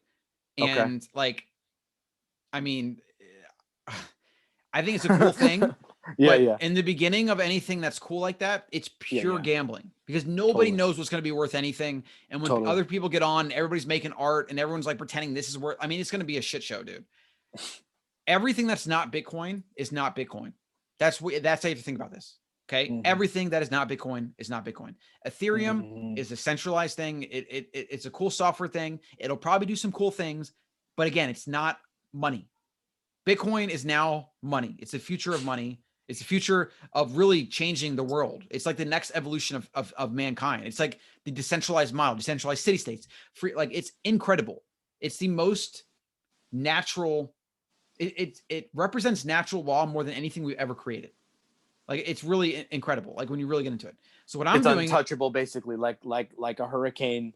It's just it's a primordial force. It's like this natural evolutionary thing that nature sprung that we cannot put back in the box. That is going to change everything. So I'm trying to find how to invite you. Okay. The easiest way. There we go. So the easiest way to start with Bitcoin is to get on Coinbase. Now the fees are high, and it's definitely probably not the best place to buy, but it's the easiest right now. There's another one called Gemini, which are the Winklevoss twins. The Facebook co-founders, whatever. So they just started that. They're big on crypto. They're good. I trust them. Like, they're very into it. I think it would just matter whatever's easier to use. The fees are probably comparable, but Coinbase is the easiest. It's an app on your phone. You can log into it daily. But what I would say is just make sure that you only buy, right? Because if you go in and you pay attention to the price and you're like, oh my gosh, it's up so much, should I sell? No.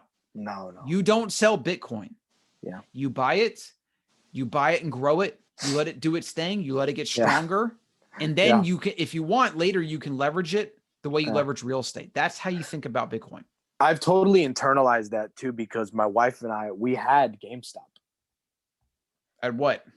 And a month. What was that? GameStop, what was it at when we got it? Oh, it was like nothing. It was low, dude. It was like 40, 50. It was something. It was under that. It was under $50. When did you sold it before the run up? We sold it a couple months before. I sold it last and night. we could have had about $8,000 to $10,000 right now. Yeah. Well, I'm telling you, when you get into any kind of investing, you're going to, that was a lesson. You're going to have these stories forever. Leave it the fuck alone. Yeah. Yeah. I mean, honestly, I would say that that's one of those assets that you probably should have sold at the peak. Yeah. Because I'm pretty sure GameStop's back down, because that was an artificial run up. To show that the market can be so easy manipulated that way. No, it's great for the optics of the market. Yep. But most people lost money, right? Because they just did stupid shit, right? Like anytime you're doing something like that goes up and down that fast, it's not based on reality, right? It's not based in numbers, and the market always corrects itself. And that was where I internalized that lesson, where like moving forward with investments, and especially with now trying to move forward with Bitcoin, it's like, it's a long-term, like, leave it alone. You're interested in what's going to happen in 10 years. Yes. Right? And and again, we talked about Bitcoin is a security mechanism. It's like the difference between having a gun and a bullet and having nothing. Yeah. You want the gun and the bullet for protection. Correct. Right? You want it for sovereignty. I mean, think about it. If you had to flee the country, like let's say America, like if we get invaded, the world gangs up on America. It's like, enough's enough. We're invading you. Fuck you. If that happens, and it can happen, right? Yeah. We're going to be fleeing the country. Yep. And the money that's in your bank account, that's gone. Yep. Right. The gold and silver you have, well, if you get on a plane, you're probably going to get frisked down, and they're taking everything you own. Yep. And they're basically being like, if you want to leave, this is the haircut. This is what it's going to take. Yeah. But your Bitcoin will go with you. And you landed in another country, and now your $50 in Bitcoin that you bought today on March 3rd, 2021 is worth $5,000. Well, guess what? You now have the security to get set up in another country and actually survive. It's you use the perfect example of like Jews fleeing Germany. Yep. They told them at first it was like you could bring a trunk for your entire family, and then it was like one item per person type and thing. Then it was nothing. And then it was like, if you want to get out with your body, this is what get you out. Do. Yes. Yeah, and now we have the advantage to go, because that is where I am. Especially after last year, it was always in the back of my head, especially after last year, where I'm like, dude, at this point, anything can happen.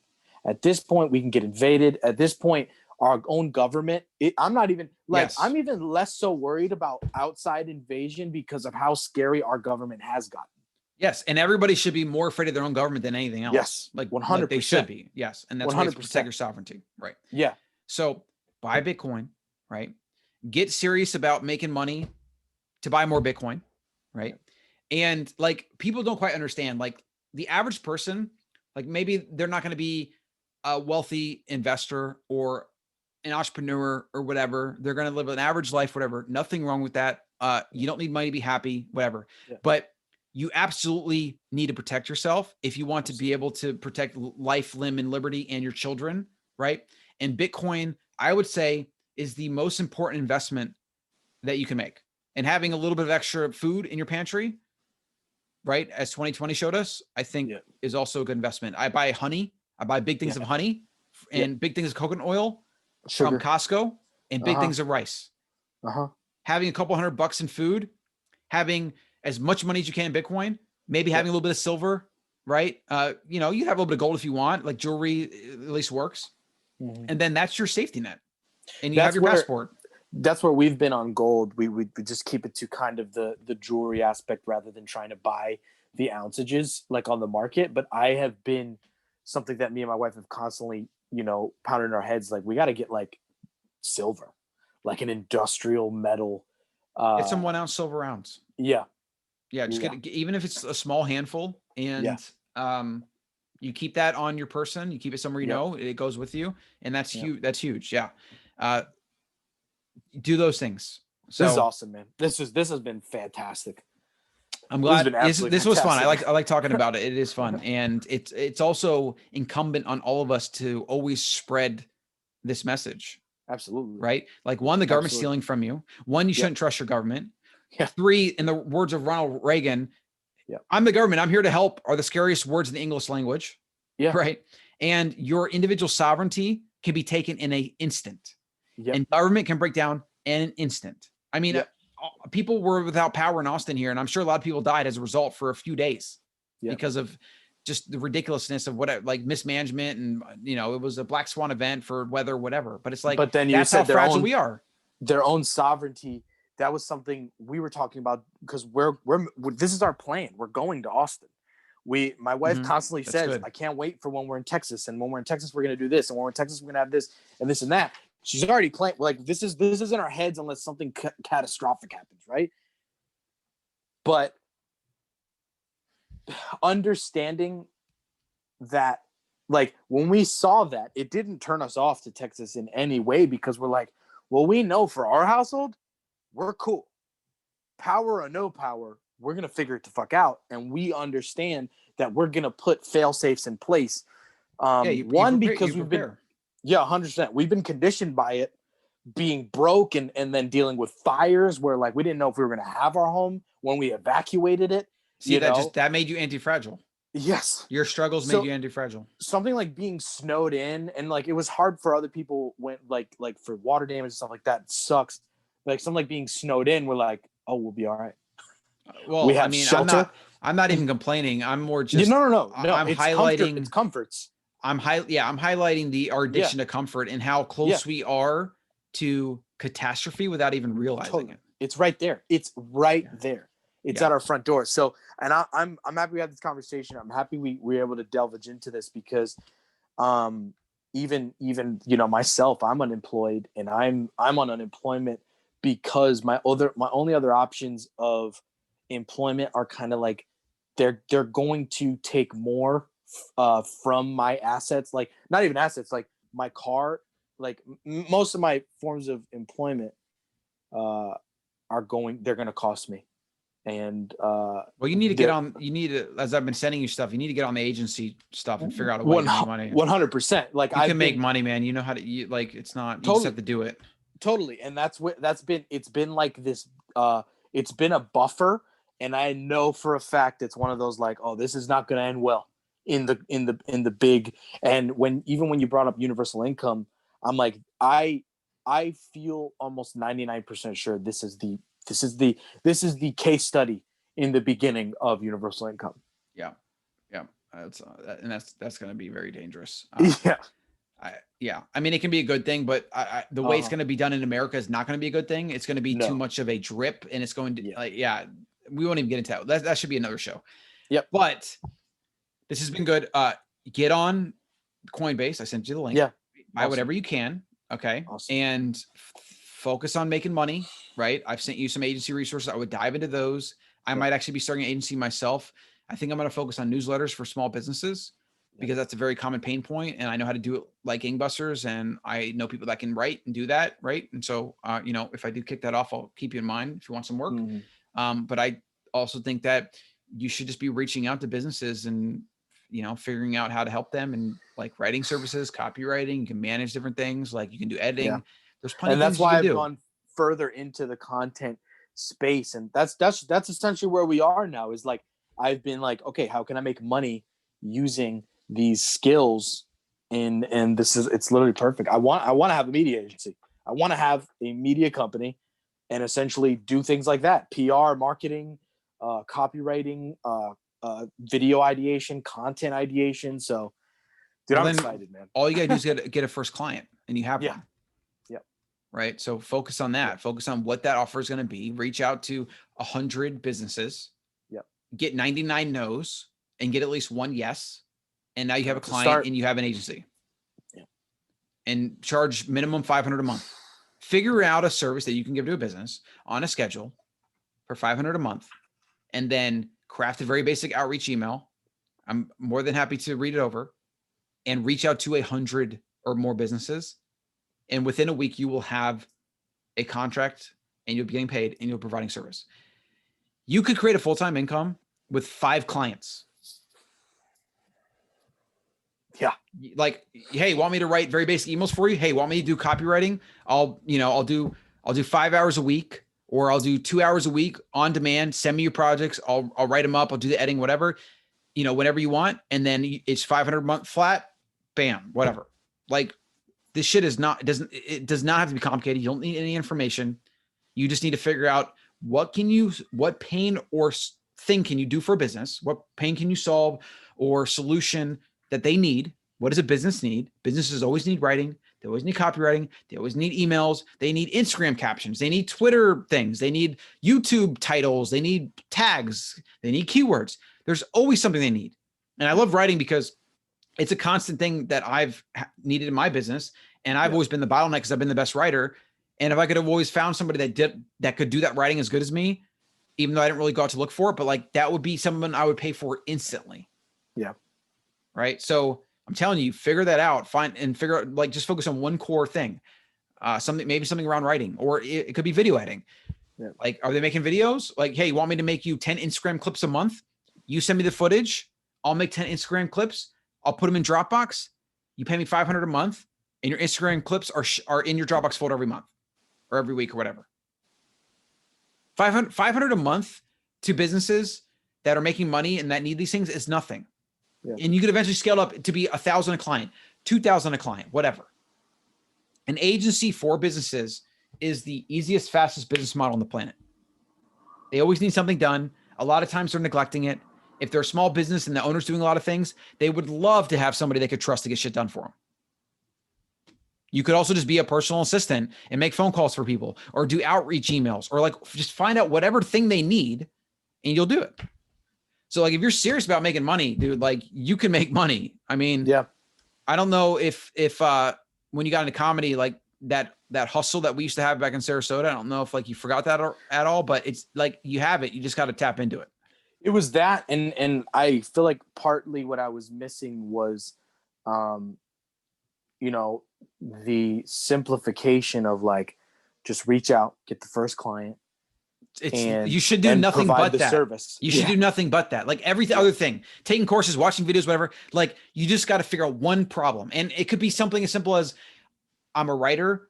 I can do emails. I can help manage social media captions. Like, make a short list of the things that you do, and then create that outreach email. Send it to 100 places.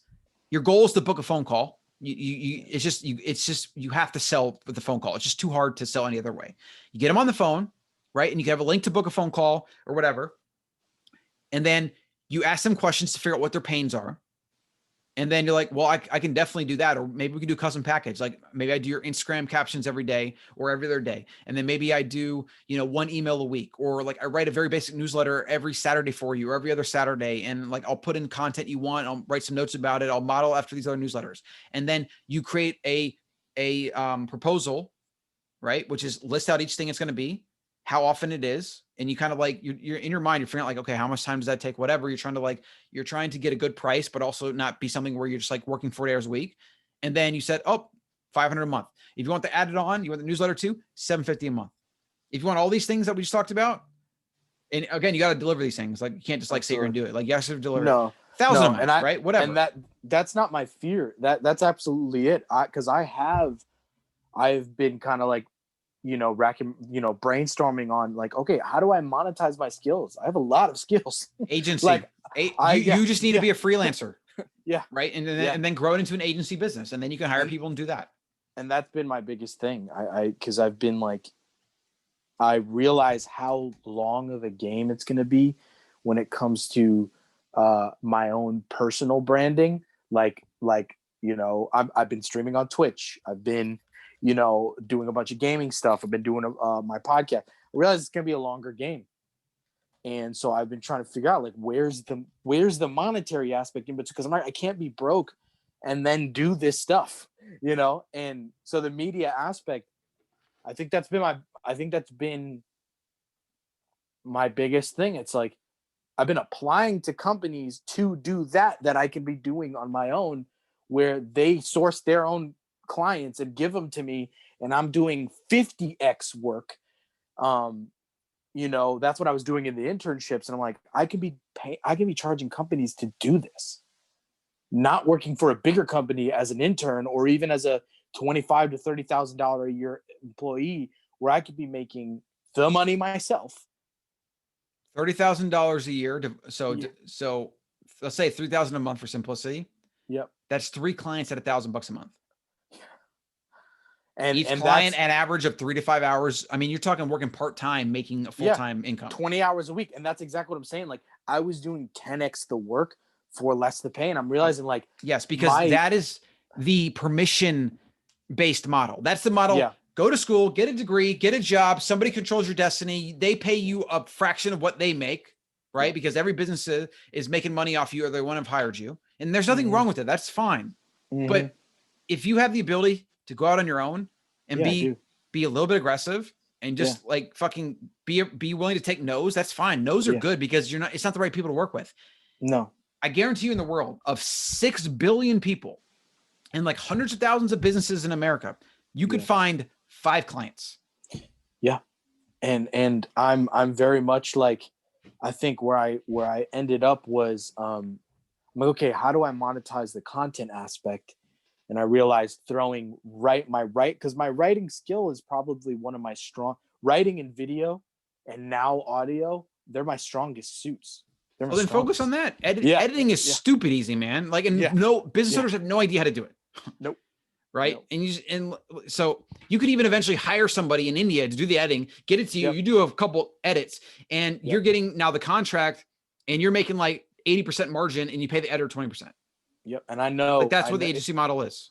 And that's where like I didn't get to this point, without the thing in the back of my head of like, this just doesn't seem right. This just doesn't. You have to act on it though. Like, if you don't do anything with it, then whatever, you're just a cog in someone else's machine. Yep. Okay. Dude, this is great, man. Yeah. No, well, thanks for coming on. I mean, it's almost a 2-hour show. So definitely fun. And get that going. Any feedback. If you're about to get on a sales call, and give you feedback, whatever, you can record your call. If it's on Zoom or whatever, that'd be a good idea. So you can like listen to it back. Yeah. But just approach it like, listen, I have friends that are entrepreneurs. I used to I was a menteed under one. Yeah. Like, the hardest thing that I've seen is that you try to do everything, and obviously as a small business owner, you're trying to save money. Like, I get that, but time is money, and there's things you want in your business. Most things on the internet require consistency. So if you're not going to like do it every single day, like you might as well not do it at all. Like, craft something that shows you understand their struggle. They're trying to juggle too many things. You will take a couple things, even if it's just one off their plate, do it consistently, day in, day out, week in, week out, one monthly payment, very simple. They send you the thing or whatever, or it's automated and you give it to them, and you streamline that for them so that their life is easier, and then they can focus on growing their business. It's a very easy value proposition. You just got to figure out what those things matter to them. Some people want more social media. Some people want video. Some people might want their podcast edited. Like, you can figure it out, but you got to and that part's easy. Get out there. It comes from the research aspect. Just like, hey, I am to the point in my skill level where I can take a look at someone's social media, and with my understanding and my finger on the pulse of social media and TikTok and this and that, video writing, I could look at them and be like, hey, I made these for you real quick off of some videos I found on the internet of your company. Yeah, that's even greater. You'll get better responses with that. Dude, I have a huge portfolio of stuff like that. Now it's just the reach out. Yeah. And it's very simple email. So just do it. Yep. All right. I want to hear more about next week. So you better reach out to some people. This is great, man. Okay. Thanks for having me on. Better Human School. All right, man. Where can people follow you? Armando Rivera Comedy on Instagram, and also ArmandoRiveraComedy.com. not much going on though, because there's no shows, but we'll have them coming up soon when we're in Texas, because other places besides this shitty state that I live in are somewhat open, and because people We're need about to be have fully lives. open in like 10 days. Yeah, 100%. you guys, you removed the mask About mandate. time. I want to say thank you for being the guinea pigs in the beginning, but and I think you got I think it's gonna be fine. I think it's gonna be fine. And Florida was a great example of that, where they're like, dude, we can't just tell people that they can't do anything because we're gonna collapse, you know. Yeah. Well, So I'm ready, man. I'm ready to be somewhat free again.